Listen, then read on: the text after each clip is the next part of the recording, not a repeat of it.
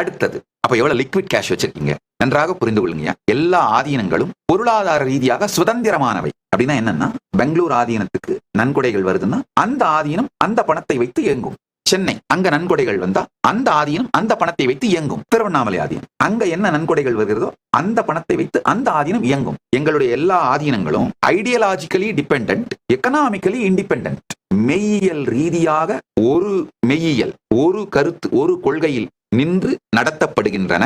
ஆனால் பொருளாதார ரீதியாக முழுமையாக சுதந்திரம் பெற்ற தனித்தனி அமைப்புகள்.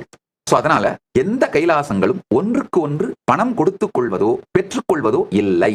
இப்போ ஒவ்வொரு கைலாசத்திற்கும் மக்கள் நன்கொடை கொடுப்பாங்க. நான் அதிலும் வரையறுத்து வைத்திருக்கின்றேன். ஒரு கைலாசம் அதிகபட்சமாக அவர்களுடைய ஒரு மாத running expense, 1 month running expense மட்டும்தான் பேங்க் பேலன்ஸா வச்சுக்கலாம். அதுக்கு மேல நன்கொடை வந்தா ஏதாவது ஒரு நிரந்தர கட்டிடமாக அல்லது நிரந்தரமான ஒரு செயலாக அதை மாற்றிவிட வேண்டும். இது கைலாயங்கள் எல்லாத்துக்கும் நான் ஏற்படுத்தியிருக்கிற விதி.